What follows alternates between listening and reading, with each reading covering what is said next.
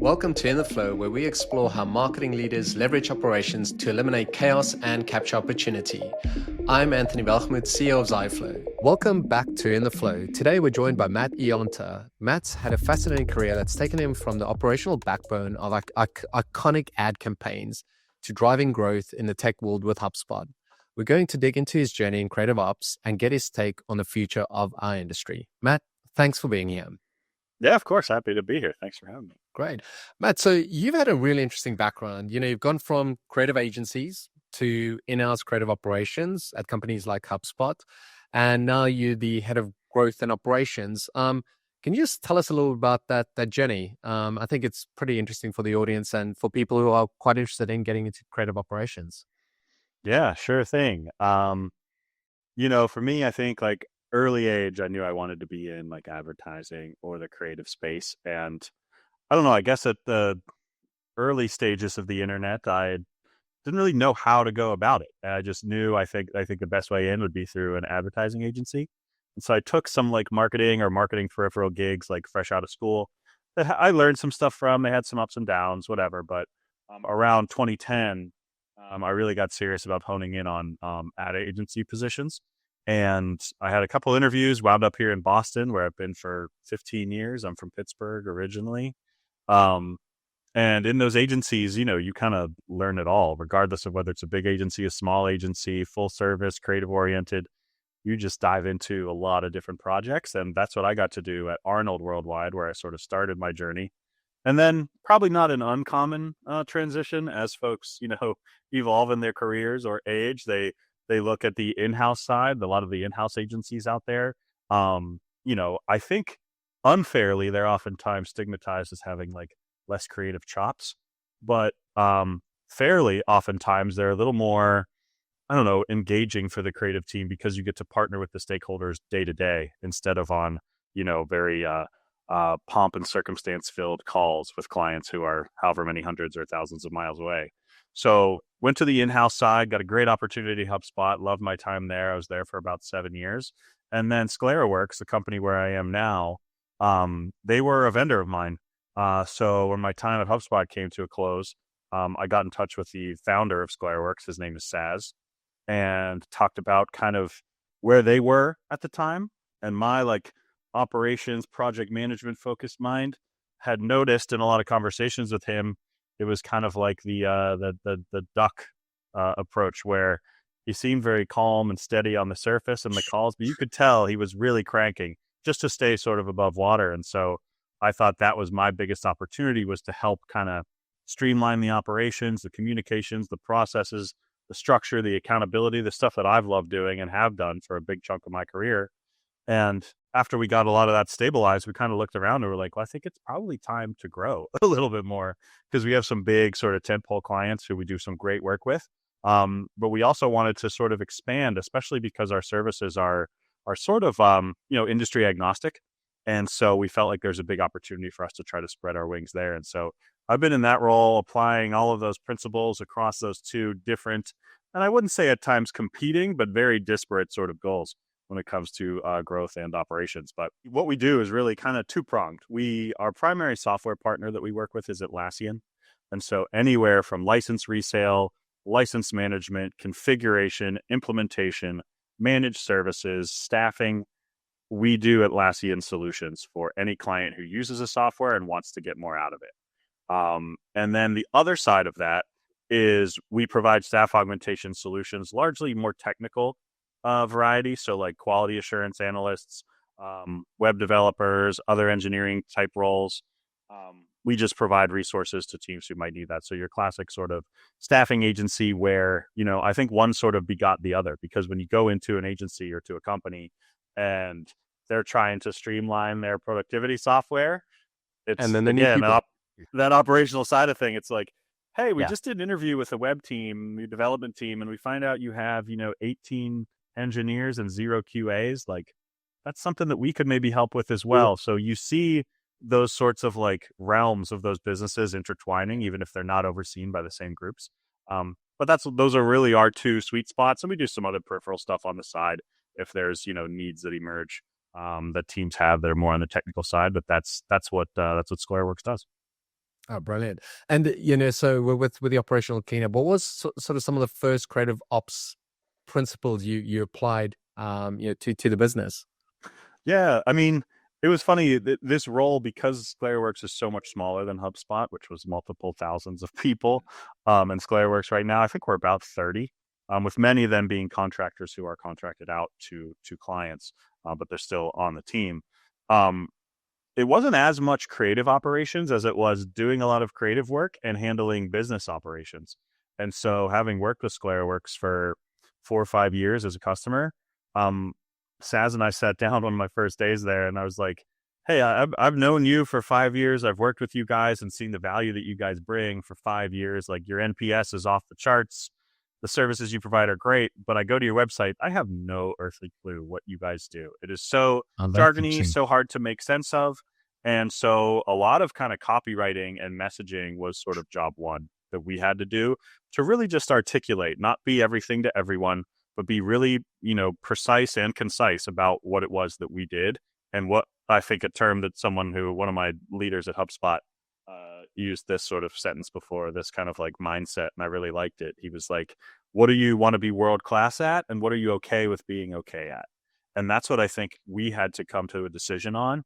And so we framed our services to align with the two that I really just described to you, like the QA and technical staff augmentation, and then the Atlassian support.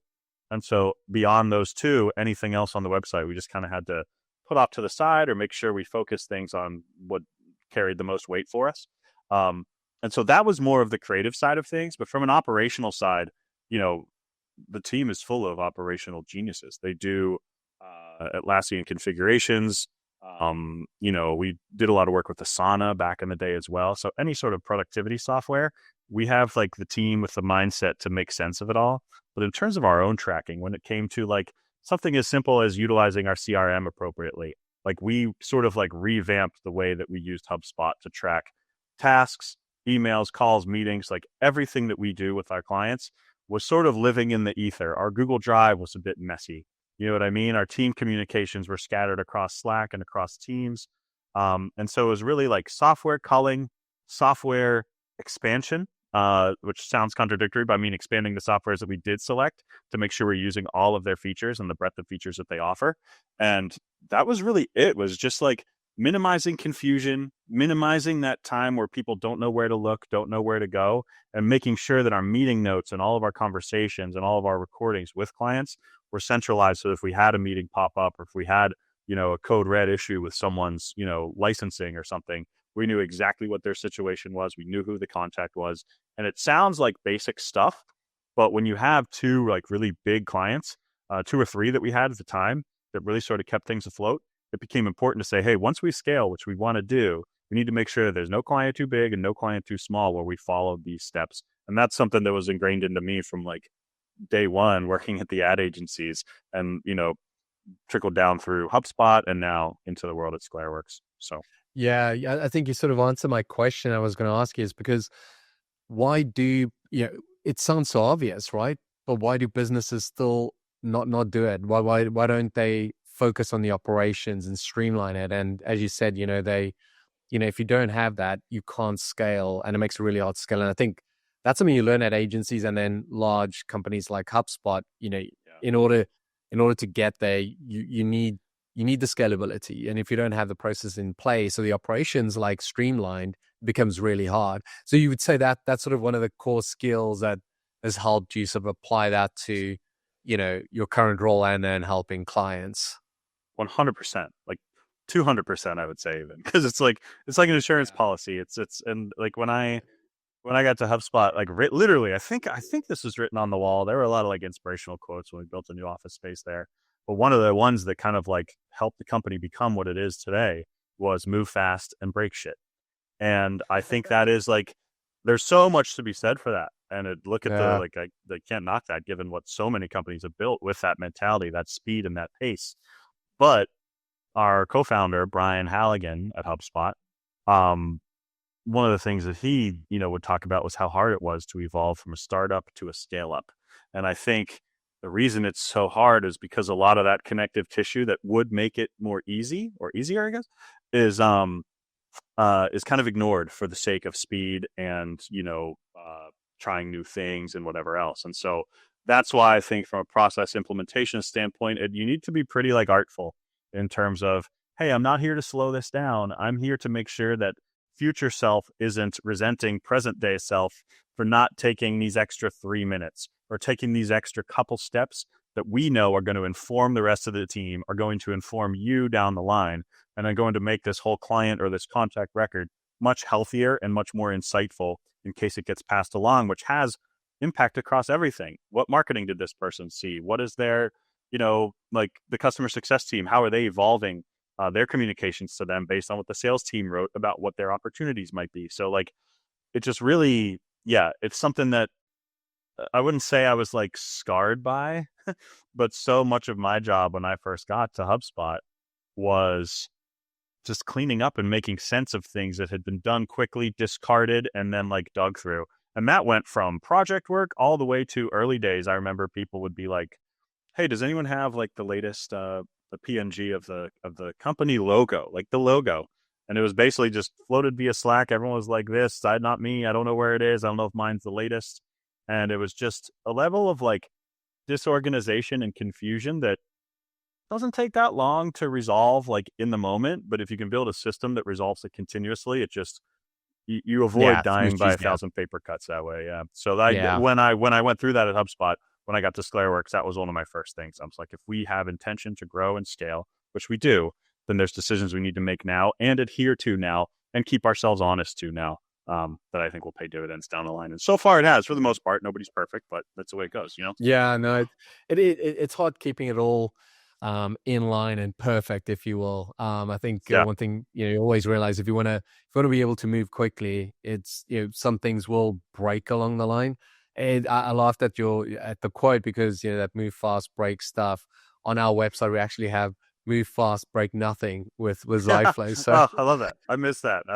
That's a good one. I don't even that's an ideal state, a dream state. I don't know, but yeah, that's cool. So I mean, you've gone agencies, you've gone so HubSpot tech, and sort of gone sort of consulting in a way, if I can say that. Don't know if that's a good word to put it, but you sort of mentioned it's quite a difficult move because should you make that sort of jump, it gives are you diluting your skill set? Has your view changed now, looking back? That was definitely a concern of mine when I took on this opportunity. For you build an identity over what would it have been, 12 or so years, 13 years of being in the creative space and the creative operations space, project management, production, whatever. It was a big part of my professional identity. And yeah, I was concerned about diluting it a little bit. And frankly, I probably have, because I'm not like honing the craft day to day every day, but it's almost like any sort of like outsider perspective. It really just enables you to see things a little more, directly and clearly around like, hey, are these principles transferable? Or, pretty much any business, whether they like to admit it or not, is going to rely on creative output at some point, where regardless of how you define creativity, regardless of what that output actually is. And so I think having now a viewpoint on, I kind of wish my roles were switched in terms of the order, because being at a small company right now, like ScaleWorks, I see the importance and value and just urgency of having really clean, easy to find, thorough and approved like sales enablement documents. I really understand now the importance of, messaging and positioning for the different products and services you sell. It's not that I didn't understand that before, but I do feel like when I was nestled on a large creative team that sat within marketing, but was kind of its own entity, you sort of just rely on the product marketers. You rely on the leadership team to relay that message to you instead of like truly feeling the pain. And so now, I'm on the I'm on the receiving end of emails from clients sometimes where I feel their pain. I see their pain and they let me know their pain very clearly, and we need to find ways to solve it. And if I am trying to, reach out to a prospect or, cross-sell or upsell an existing customer, then having the right like assets literally in hand and ready to fire off the second a call ends, like that's invaluable to me. And so living those like dual lives, I guess, really helps me understand and sort of value, I don't know, how important it is just to understand how the work you're doing aligns to the bottom line of the company and all of the different departments that play a role in those customer touch points. I've actually had a very similar journey to you, but from the software engineering side. So I worked at an Oh wow, yeah. agency, and then we were developing software for rolling out new brands, so new brand identities and so on. So, and then I moved to a large. It was actually in travel, but large online travel. But I just saw it more at scale, and it definitely wasn't suited for me. And then moved into the whole startup world. But I think Yeah. working and now, I mean, that experience working at agencies, I was at a few agencies. I don't know. There's something about it that just gives you insight into how customers are thinking and how the agencies work. Because now the way you develop your solutions, the agencies and clients are involved there, and they need to be able to work, and how you streamline that. It becomes a lot more complicated because you've got operations within an organization and then operations across organizations, and that gets a lot more trickier.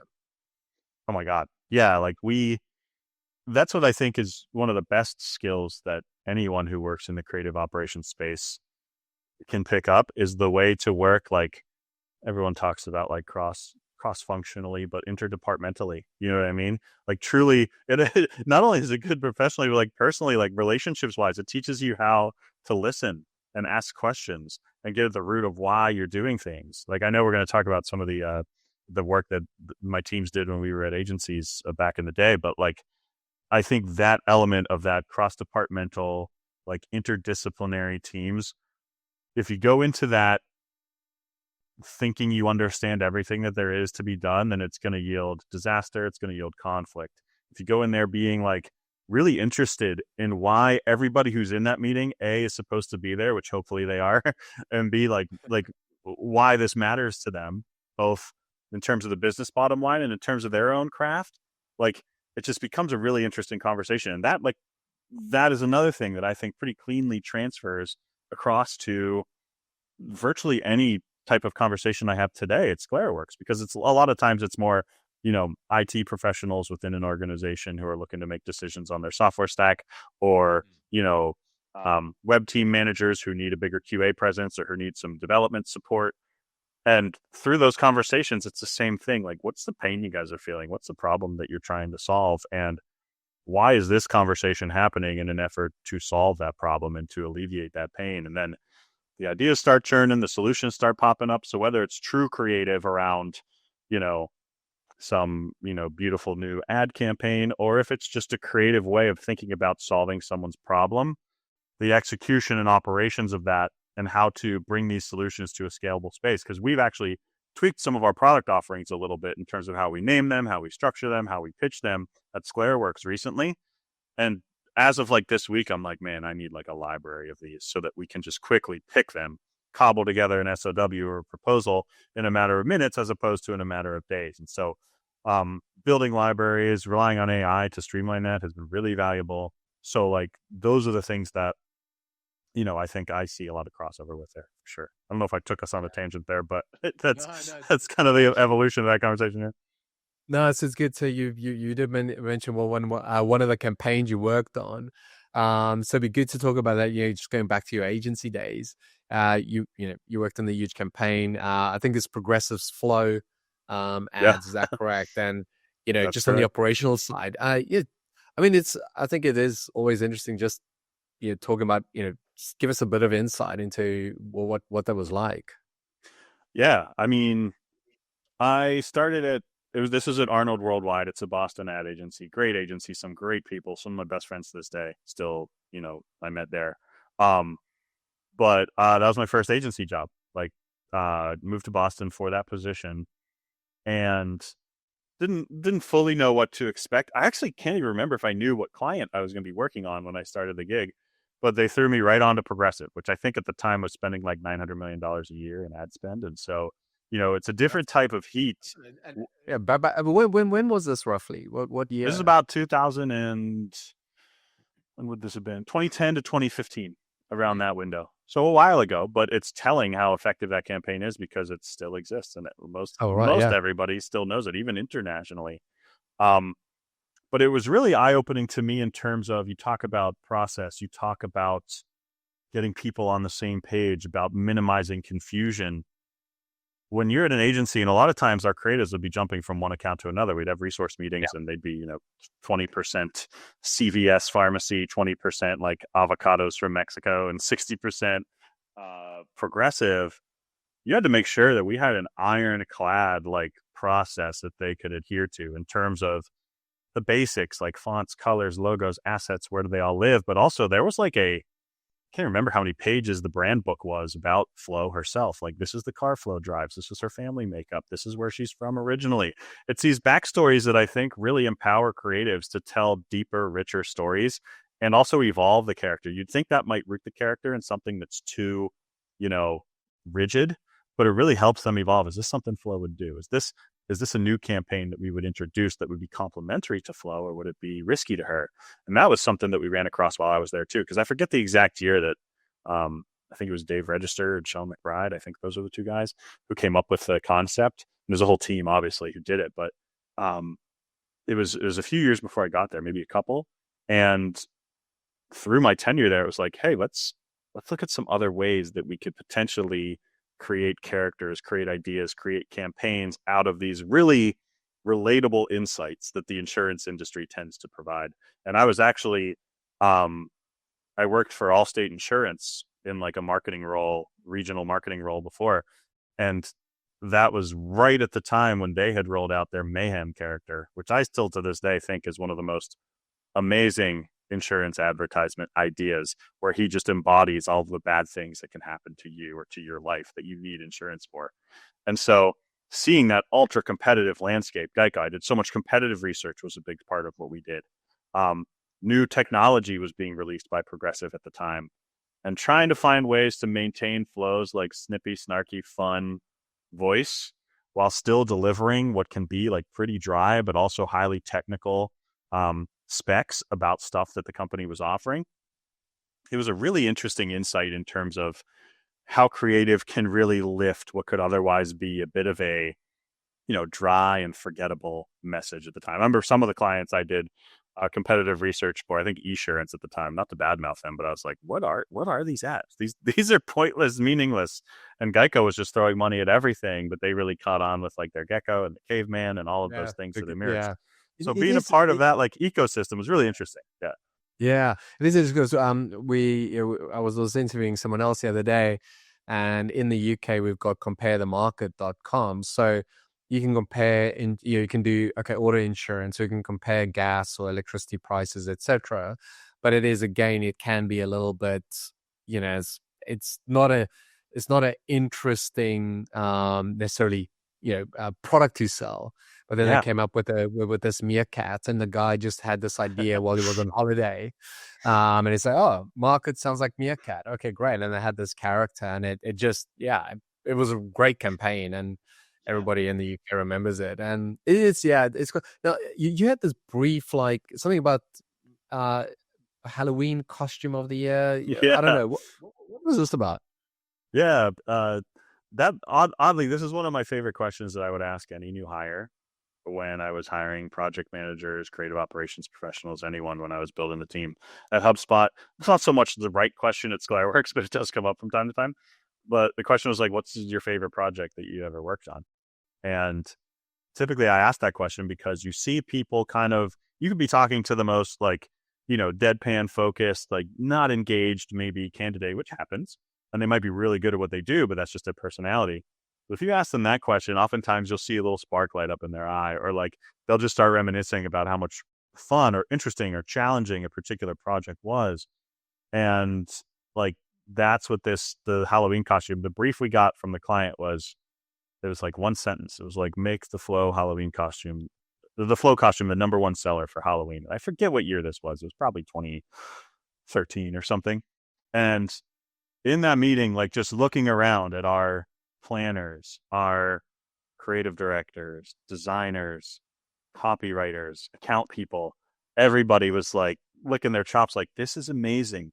Like, to see this whatever you want to call it, greenfield, blue sky type of brief where Super open brief. Yeah, it's just yeah, very, there's yeah. very few parameters, very straightforward, very clear definition of success, a very clear understanding of why. Like, this is awareness, and we want to be able to see our brand everywhere. That is so valuable, especially because of Flow costume. I still cook in my Flow apron every day, basically, and it just has the Progressive Insurance logo right across the front. And like, to me, seeing the inspiration that the team started to get within seconds was so eye-opening around how easy it is to overcomplicate or flood particular briefs that you might give a team that might yield, too many questions, or might, the true insight might get lost amidst all of the other, parameters or background that you set up. And that's not to say that every brief should be one sentence or should be Yeah, that but simple. it Yeah. is interesting. Yeah, it's an interesting way of doing it. And so Yeah. how did you guys go about this? How did you Oh man, it was just really thinking about, could we partner with folks? Like, cause that was also right around, not the dawn of YouTube, but this is probably about 2013. So it's only like harkening back to 12-year-old, stories and opportunities. But I think a lot of the points are still relevant today. Influencer marketing was really starting to ramp up. And also Halloween is just such a rich opportunity for, like, I think we made like pumpkin stencils. We put a bunch of digital ad campaigns out on this on key websites where people were shopping for costumes or Halloween supplies or whatever else. And like, we released, I think, like a digital game or something, like Flo's Pumpkin Bash or something along those lines. Like, it was just a fully surround sound, couple month long opportunity that built awareness around Progressive and its products first and foremost, but also started to seed the idea of Flow and put a lot of media spend behind it in the places where people were going already to look for their Halloween costumes and Halloween ideas. And so one of the things we did was like a how to do Flow's makeup tutorial with like a makeup influencer. So she did like a 10-minute YouTube video that showed how to do like her signature hairstyle, her like that lipstick, that's all that smart. kind of Yeah. stuff.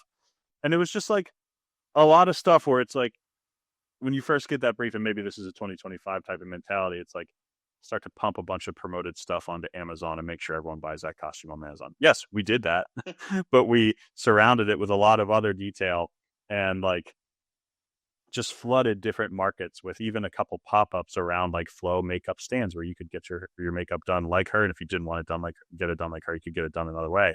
And the client didn't buy all the ideas, but they bought most of them. And the fun part was when they came to us with a brief like that, they were also willing to play ball with some of the like zanier ideas that came out or things that took some like substantial investment. And that was just, again, like an extension of that excitement. Like, because everyone would like to say they're excited by their work all day, every day. I don't think many people are. But when these opportunities come up where it's like, oh man, this is why you get into a creative opportunity or a creative role, is like, I want to be able to put my head together on something that's going to have a huge impact, be really fun to develop, and is clear for people to understand. And that's where that emerged. And that was like, yeah, it was just a really, really eye-opening in terms of how teams can come together and how clients can like feed off of that energy. Yeah. And Hopefully I build think something solid. yeah, well, what strikes me is like this is all built on a base of a really strong campaign. Yeah, Because for if it sure. was a campaign that wasn't as strong as Flow, you couldn't trial this stuff. So now the client is probably willing to try a little bit of everything because you've got such a strong base to work from. Now, you know, you also mentioned you're trying other creative concepts that then couldn't compete with the power of Flow. Yeah. Well, what is that sort of like? Yeah, well, what did that teach you, like, about trying to evolve it and build on this iconic character? Yeah. Well, I mean, I would never say I feel bad for the actress who plays Flo because I know what her like paychecks look like for those years. But it's tough. Like when you get that deep and that big into something, it's very hard to be anyone other than Flo for her from an actress standpoint or for Progressive from a messaging standpoint. So honestly, again, Sean McBride, he's still there. I think he's the chief creative officer at Arnold now, but he kind of helped usher in one of these ideas that is really connecting now. And I'm not sure if you've seen these ads where you are, but it is about Progressive customers at risk of like becoming their parents. And it just is Yeah, I an was older watching a few guy. of the I was Yeah. watching a few of the ads when you mentioned it. So I was because yeah, we just don't get it over here. But yeah, that Yeah. is really interesting. Yeah.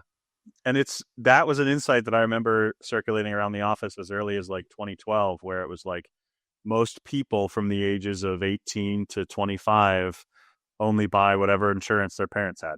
And that whole like insight just trickled through this general idea of like, don't do the embarrassing stuff that like boomers or your parents do, or that, it just became what is a brilliant campaign. And I think it's gotten a lot of legs and a lot of accolades and a lot of awards.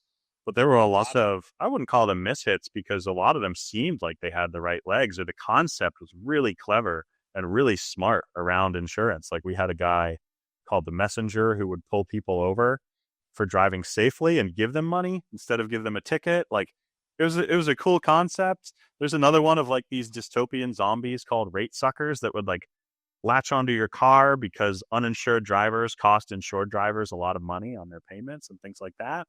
And so, or bad drivers even, I guess I should say too. But like overall, like I thought those insights were really strong. I thought the creative execution was really good, but some of them just like they didn't hit for one reason or another, or we did a couple ads or a couple campaigns around them, and then they sort of like petered out and did their own thing. So I think having things channel off of that Flow Superstore like core idea was really helpful, because it created, and I think it's true for clients and for the general market, is something that is like vaguely familiar, known, comfortable to this brand, but then also maybe starts to dance a little further off of that same flow you've been on for a while. So yeah, I haven't been there for a long time, so I don't know what all of those like in-depth conversations might have been around evolving away from flow, but I know the ones when I was there, they did not come at the expense of like, hey, we're not going to can flow altogether. We're going to try to supplement her with these evolved ideas around me. And they were typically around like specific products or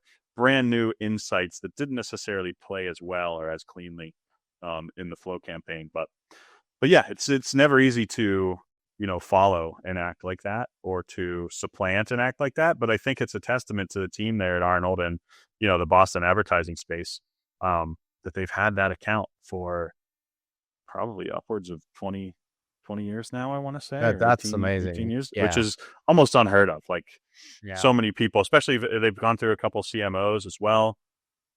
And that tends to, bring regime change across the board. And so many of them are like, hey, it's really hard to knock what this team has done. And it was great to be part of that team. And I mostly worked on the digital side of things too. So that was interesting as well.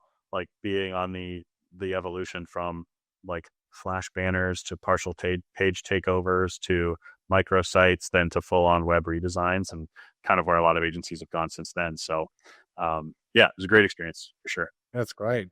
Talking about marketing leaders, so you've worked with leaders both on the agency side and in-house. Is there been a big difference you've seen between, leadership between agency and in-house?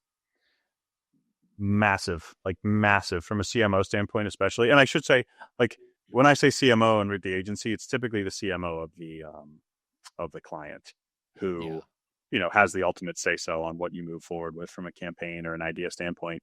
But leadership within the agency, it's kind of the same deal. It usually, it comes from the account director or the creative director, whatever else. And I remember my first like marketing team meeting at HubSpot, the CMO stood up to give a presentation, and I was like, is this the CMO or the CFO? Because it was just data through a fire hose.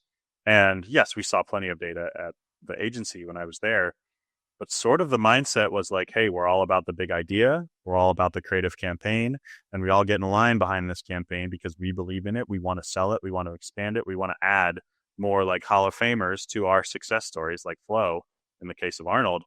And so it was really interesting for me to sort of acclimate to that, particularly at a place like HubSpot, who was so, you know, I would go as far as to say in my early days, anti outbound marketing, because their whole concept that built the organization was inbound marketing, content marketing, creative.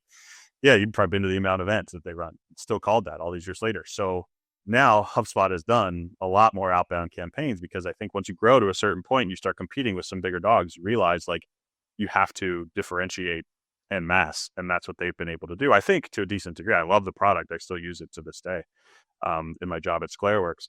But for me, it became an interesting, I guess, challenge to be on the creative team, to be on the operations side of the creative team.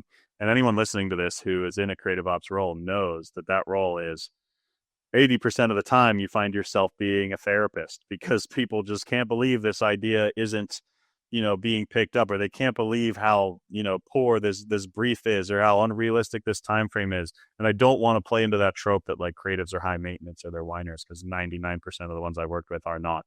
But that is the nature sort of, being a creative team, and the expectations that are put on something that can be so nebulous and unknown at the time of delivery. And so, yeah, the challenge was sort of like bridging that gap of like, hey, championing really creative ideas, but making sure that they were delivering effectively for the data-driven results that we needed, and that our marketing teams were, scored on, bonused on, whatever else.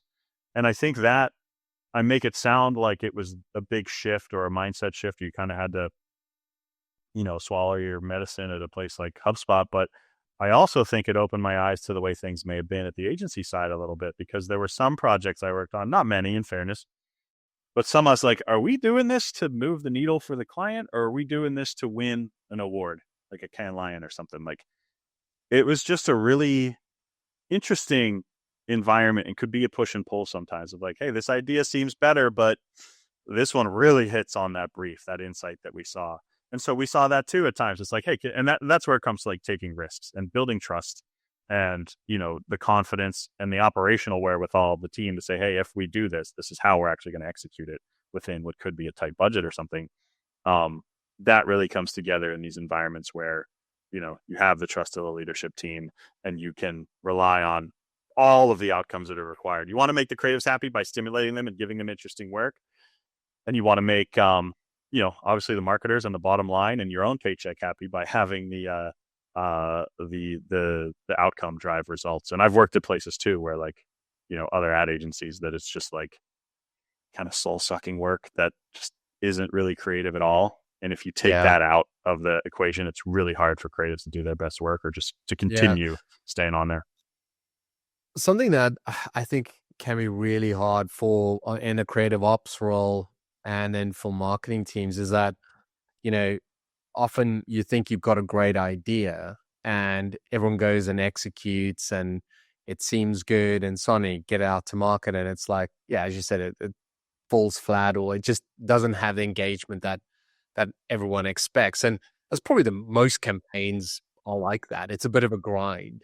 And I think it must be hard for, creative ops people, because you're sort of like trying to take this story, this vision, and then you're trying to like make it happen in real life. But then if it doesn't come together, then, I mean, the first person to get blamed is like, oh, it's the execution. Yeah. Is it? I mean, it's subjective in a lot of cases. I think Yeah.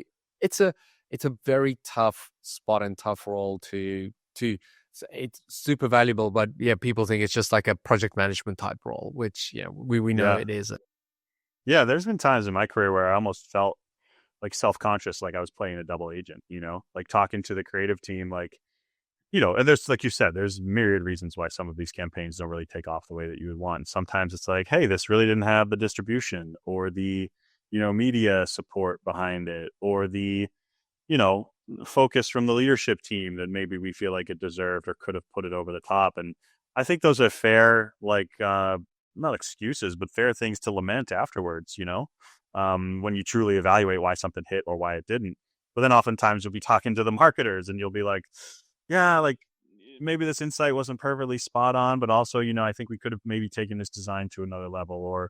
And it doesn't become like, bad mouthing one team at the benefit of the other. It's more so hearing both sides, so to speak. I hate that us versus them mindset, particularly in an internal agency where you're truly all on the same team. But like, I think it just becomes a really good opportunity to become like a listening ear for what each party thinks may have gone wrong, to help inform what happened, and how you can improve next time around. And that's where, talking about operations, and I talked about even at SquareWorks now, needing all of the customer data and insights on every conversation, every touch point. Like, we didn't really do any sort of retros or, postmortems prior, as far as I'm aware, prior to my arrival and a couple other folks there at HubSpot. And it became just so valuable in terms of like people, process, and results, and breaking it down in that like trilogy was really helpful to see, like, did we have the right people here? Was the right decision maker informed? Did we have too many people in here that might have diluted the idea? From a process standpoint, do we feel like we did everything we could engaging with this like third party agency we were working with? Did we feel like, the kickoff meeting was strong enough or thorough enough? And then from a results standpoint, it's like, did this hit in this capacity? If yes, great. If no, was there any other sort of benefit that we can sort of like attach onto and try to amplify in another way? And so those meetings, actually, it's so funny. I think at HubSpot and ScalareWorks, and maybe less so at the agency, because there would be some days where it's like, hey, December 21st, they have a, $100 million media buy going live. We have to be live hell or high water. And that's like, there's not a lot of, time for, discussion and stuff in those situations. But in these other two stops, a lot of the times it's been, I might be up the night before a big meeting or a big process change or a big postmortem or something where I know it's going to be like contentious. And in my head, I'm like, oh, this is going to just be ugly. People are going to be pissed. And I would say, man, like 90% of the time, people just want to do good work and they want that good work to succeed. And that's what both parties of a creative briefing process are really accountable to. And most everything was pretty well received as long as it came with the best intentions and with, people kind of checking egos at the door. And that to me was like super valuable, the true partnership of it and the connection of it. And that's why I think in a growth and sales type role for me too now, like so much of it comes down to that like relationship, that empathy, that problem solving, and that, reality of like, hey, did we do it or did we not do it? And if so, how can we keep moving forward? Yeah.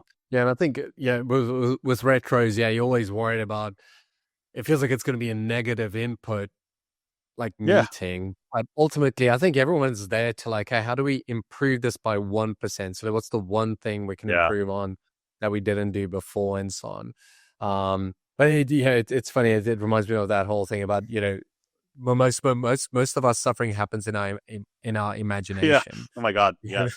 Yeah. So like, you think the worst is going to come.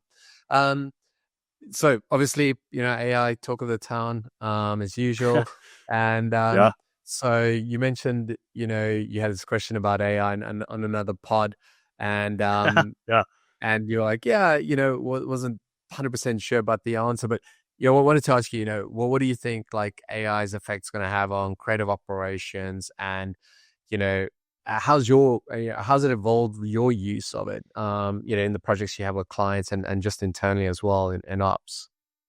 Oh my God. Like at this moment, I really don't know what I would do without it, really. And that's, you mentioned I was on a podcast with a good friend of ours a while back, and I hadn't dived as deep into a lot of the different tools for my day-to-day work. Like candidly, I would just mainly make funny memes and images for my friends using ChatGPT and send them out on my group text, which if any of them ever listen to this, I'm sure they can rattle off 20 of them.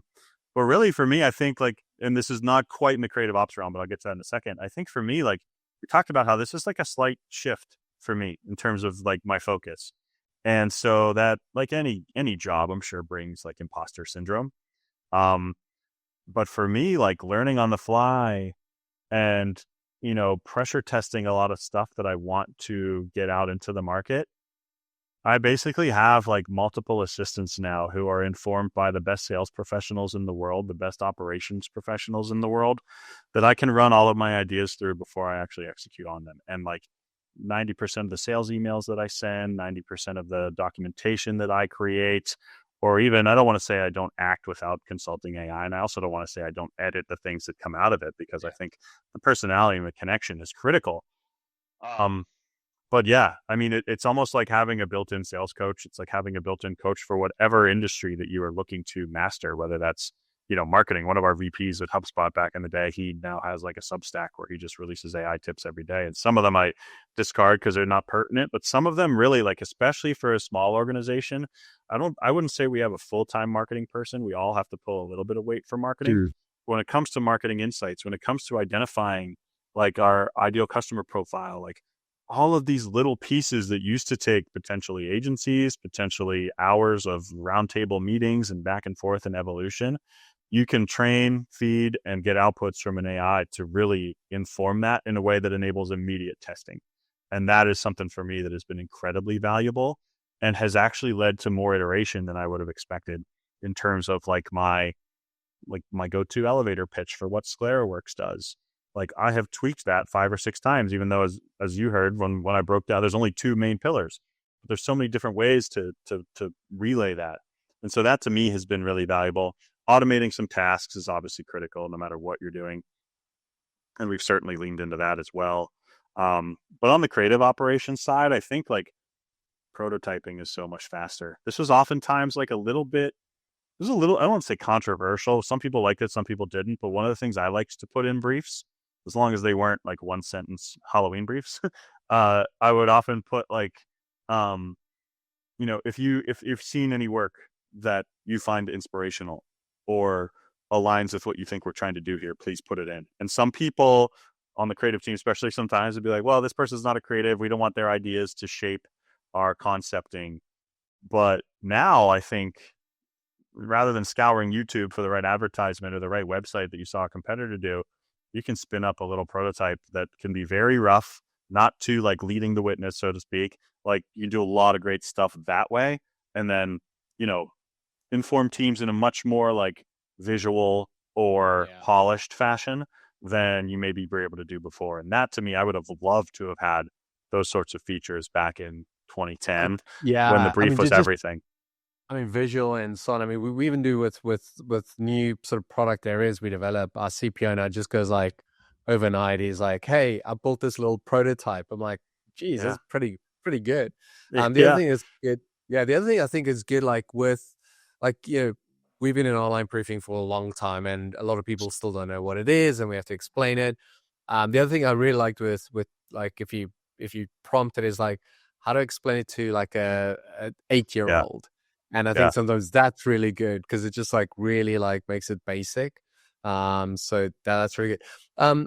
Final question. For someone starting out in creative ops and want to get going, what's the one piece of advice that you would give them for just getting into the industry, or how do they learn about this?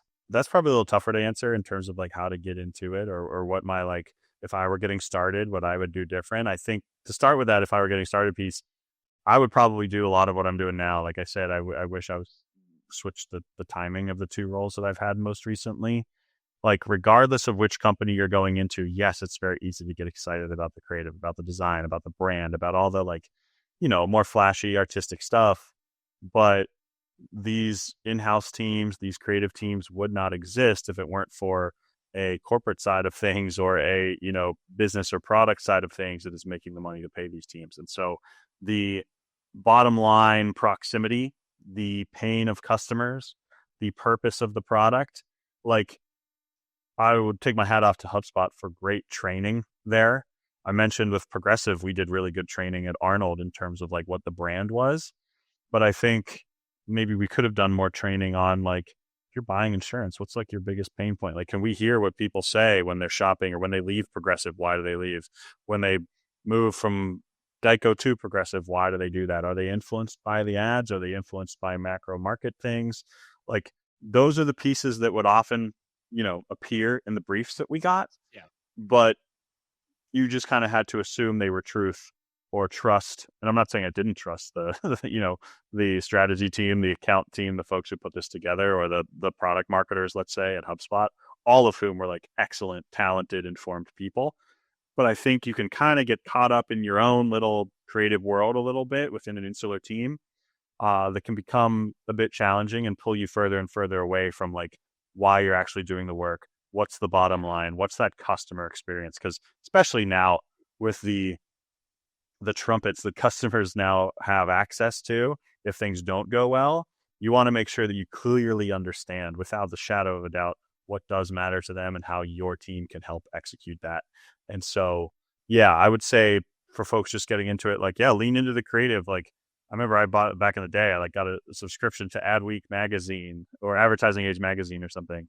Like it's cool to be like in the loop on the actual industry, but you need to be really informed on what's going on within the space as well, that you're like the business. So yeah. Matt, thank you so much for your time. It was a great conversation, and thanks for sharing your journey and your insights with us. Yeah, excellent. This is good stuff. Love being here. Thanks for having me. And really nice meeting you guys. Yeah, I'm sharing insights from around the marketing, tech, and operations industries on how marketing and creative teams can get more done together.